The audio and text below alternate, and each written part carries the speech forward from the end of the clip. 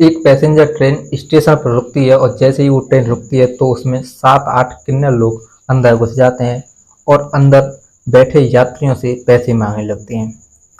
दोस्तों, कोई यात्री उन्हें 10 का नोट देता है तो कोई 20 का, कोई 50 का, कोई 100 का, तो 500 का नोट देता है और वो किन्नर भी बदले में उन्हें दुआएं देते हैं। दोस्तों, दुआएं देते देते और लोगों से पैसे लेते लेते वो ट्रेन में आगे बढ़ते हैं और लोगों से पैसे मांगते हैं।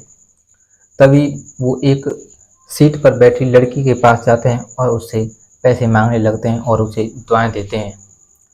वो लड़की भी अपने बटुए से 100 का नोट निकालती है और एक किन्नर को पकड़ा देती है। दोस्तों, वो किन्नर फिर आगे बढ़ जाते हैं। तभी उस लड़की की नज़र पीछे चल रहे एक किन्नर के ऊपर पड़ती है।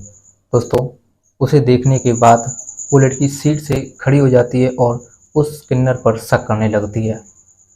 जैसे ही वो किन्नर उस लड़की को देखता है तो वो भी दंग रह जाता है, हैरान हो जाता है, पानी पानी हो जाता है और फिर अपनी शक्ल को छिपाते हुए पीछे की तरफ घूम जाता है। दोस्तों, फिर वो उस लड़की से रहा नहीं जाता है। फिर वो लड़की उस किन्नर के कंधे पर हाथ रखते हुए उसे अपनी तरफ घुमाती है। जब वो उस किन्नर का चेहरा देखती है और उसे पूरी तरह से निहारती है तो उसका जो शक था वो हकीकत में बदलने लगता है। दोस्तों, उस शख्स की नज़र जब उस लड़की पर पड़ती है तो वो पानी पानी हो चुका था। अब उसे समझ में नहीं आता कि इस लड़की से कैसे बचा जाए। फिर वो लड़की उस किन्नर से कहती है कि आप इस भेष में, इस ट्रेन में, क्या आप इस तरह से पैसे कमाते हैं? दोस्तों, उस लड़की की बातों को सुनने के बाद में वो दंग रह जाता है, सुन्न पड़ जाता है। उसे समझ भी नहीं आता कि अब उसे आगे क्या करना चाहिए। दोस्तों, ये जो किन्नर बना घूम रहा था ट्रेन में, ये कोई किन्नर नहीं था बल्कि इस लड़की का पति था, जो कि 2 सालों से घर से बाहर रह करके पैसे कमा रहा था और हर महीने इस लड़की के खाते में 20,000 रुपये अकाउंट में भेज दिया करता था।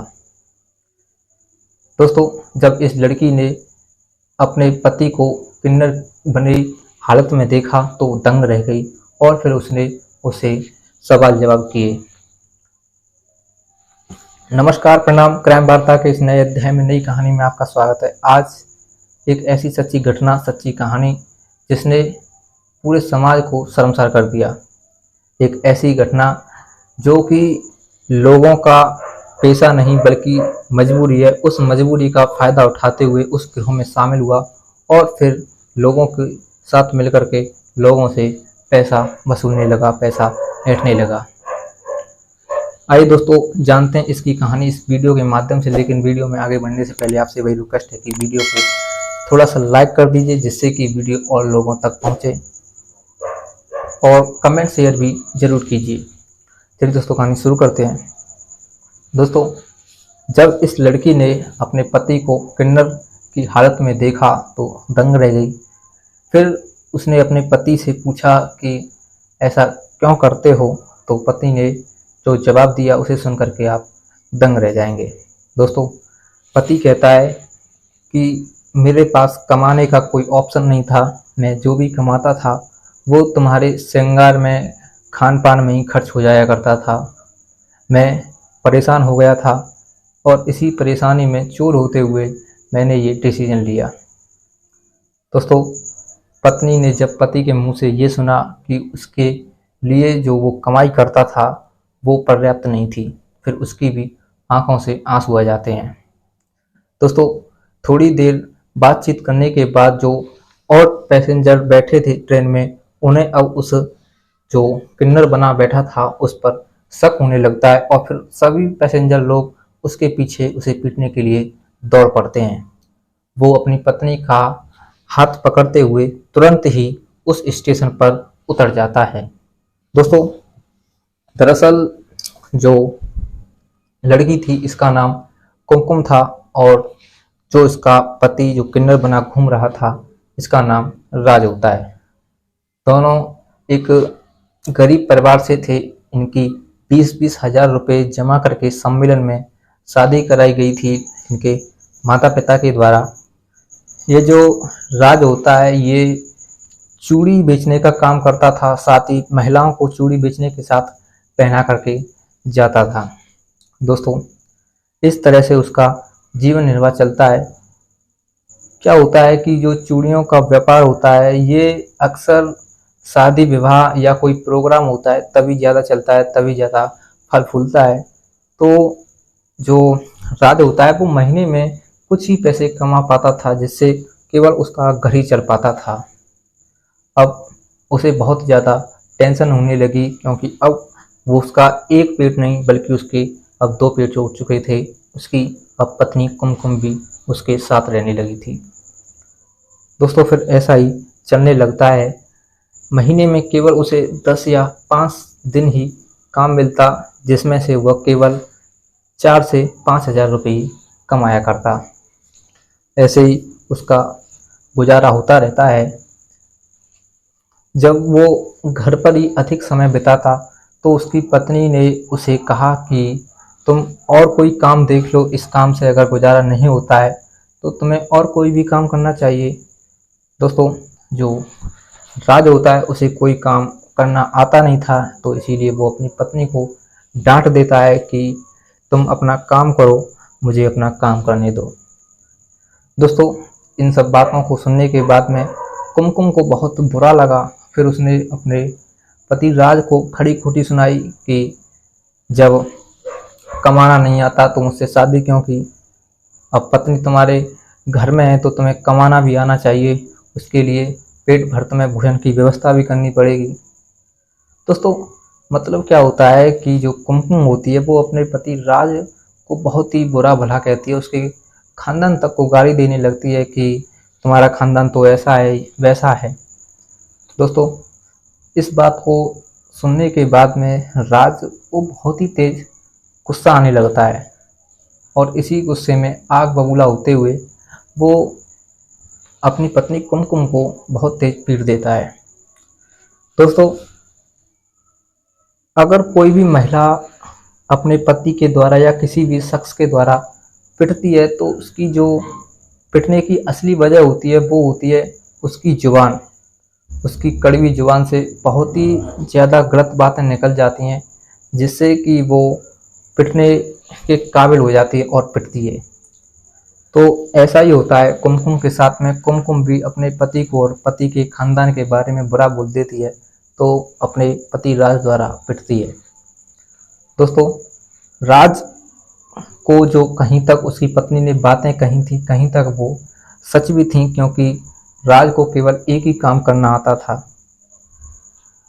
फिर उसने चिंता में आकर के, टेंशन में आकर के उस घर को छोड़ने का फैसला लिया, और वो उस घर को छोड़ कर के दूसरे शहर में चला जाता है और दूसरे शहर में ही चूड़ी बेचने लगता है। दोस्तों, एक दिन चूड़ी बेचते बेचते वो एक सिग्नल पर खड़ा होता है, तो सिग्नल पर देखता है कि एक किन्नर वहाँ पर भीख मांग रही है। वो सिग्नल जो कि प्राय 1 मिनट तक ही रुका था, 1 मिनट तक ही लाल बत्ती थी, तो वो 1 मिनट के अंदर ही 400-500 रुपये इकट्ठा कर लेती है। उसे देखने के बाद में राज के मुंह से पानी आने लगता है। फिर वो सोचने लगता है कि 1 मिनट के अंदर इसने 400-500 रुपये इकट्ठे कर लिए, अगर 1 घंटे भी सिग्नल रुकता होगा तो 60,000 रुपये कर लेती होगी। तो दोस्तों, इस तरह से उसके मन में अब सवाल उठने लगता है, और ये सवाल ये उठने लगता है कि क्या वो किन्नर बनने के बाद में किन्नर बनकर पैसे कमा सकता है। दोस्तों, फिर उसे बहुत ज़्यादा लालसा होती है। फिर वो किन्नर लोगों के बारे में गूगल पर सर्च करता है कि ये ऐसे कैसे करते हैं, क्या क्या करते हैं, क्या क्या हथकंडे ये अपनाते हैं। फिर दोस्तों, इन सभी हथकंडों को सीखने के बाद में गूगल से फिर वो डिसीजन लेता है कि वो अब किन्नर बनकर ही पैसा कमाएगा।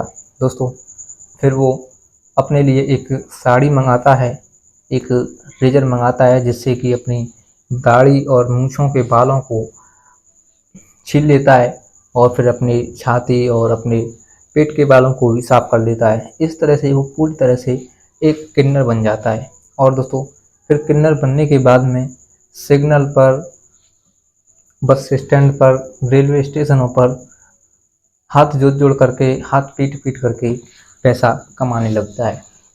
दोस्तों, वो पहले दिन में ही 3,000 रुपये कमाता है, और फिर जब 3,000 रुपये की कमाई जब उसके हाथों में आती है तो वो भौचक्का रह जाता है, और फिर उसके मन में बहुत ही ज़्यादा लालच मरने लगता है।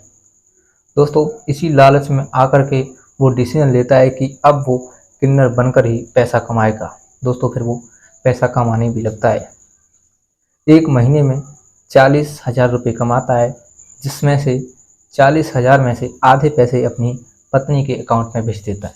दोस्तों, इधर पत्नी के अकाउंट में जब पैसे आते हैं तो उसे अपने पति की कोई भी फिक्र नहीं रहती है, क्योंकि एक पत्नी को केवल इतनी ही फिक्र रहती है कि उसका पति कमाता है या वैसे ही घूमता रहता है। जब उसका पति कमाने लगा कि उसके अकाउंट में 20,000 रुपये आए हैं तो उसे विश्वास हुआ।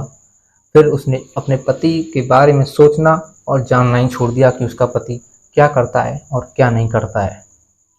दोस्तों, राज को कभी सिग्नल पर, कभी बस स्टैंड पर, कभी किन्नर समुदाय के लोगों के साथ शादी विवाह समुदायों में जा जा करके पैसे मांग मांग करके पैसे कमाता है और बहुत सारा पैसा इकट्ठा कर लेता है। दोस्तों, उसे ऐसे मांगते मांगते 3 वर्ष गुजर जाते हैं।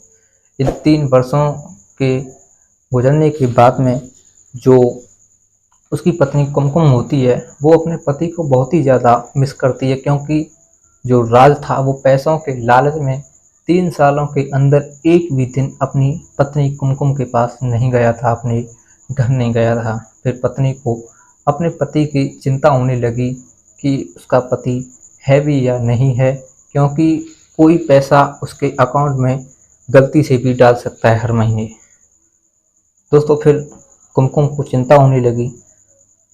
ऐसे ही चिंता में फिर वो अपने पति की तलाश में अपने बुआ के यहाँ जाती है, अपनी मौसी के यहाँ जाती है, अपनी बहन के यहाँ जाती है, क्योंकि दोस्तों उसके पास फ़ोन नहीं था।